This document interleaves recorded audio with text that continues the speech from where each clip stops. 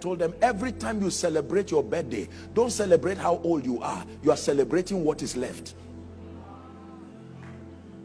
If you are 30 years, you are not 30 years. You are X years minus 30. That's what you have left. You can't do anything about the 30 years that has passed. And only God knows what that X is. So now that you celebrated 31, 51, 61, 71, just be aware that you celebrated X years minus what you are rejoicing over now. Every birthday comes with a letter from your future. I'm coming. There are many angry people today, angry at the victory of others, not knowing that they wasted their opportunity, because the same Lord is rich unto all. They see a beautiful car, they insult the person. They see God using people, they say, no, so it's not about biases and prejudices. Now, the beautiful thing about life is you may not do anything about yesterday, but the time is, the seasons are still oscillating. While the earth remains, you can make up your mind and say, from this place now, I will start walking conscious of seasons.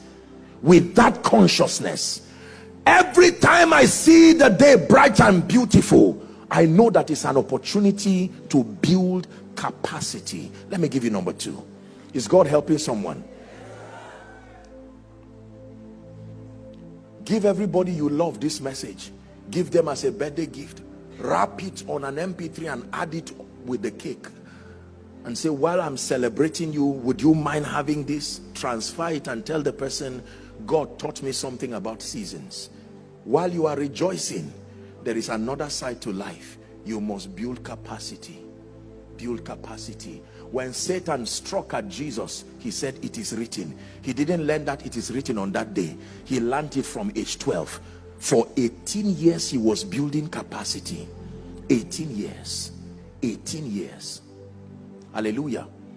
I remember many years ago, as a man of God, we're preparing for a miracle service. One of my precious ladies, I loved the lady so much, and a leader, in fact, she traveled and went to I think her brother's wife gave birth, and she quickly ran to just go and celebrate with them and return. I was even counseling when they called me and they said, look, are you alone? We need to talk to you. I said, what is it? Talk to me.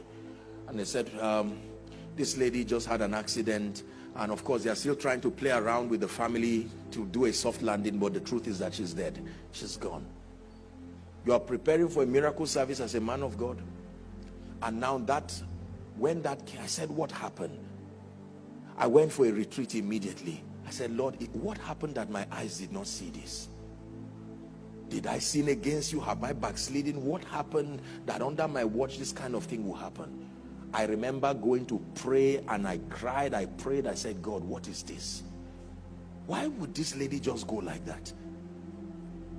And then I learned that the strength, I still had to go and preach and do everything I had to do.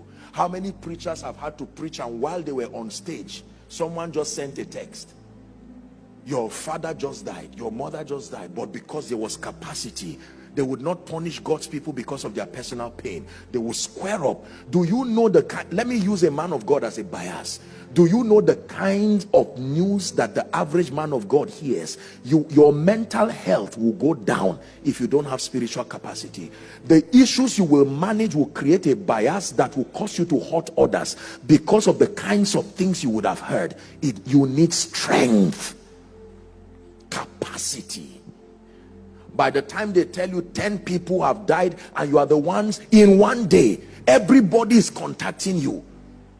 If you are not careful, fear will come into you and you will not be able to do what you have to do again. Everybody say capacity.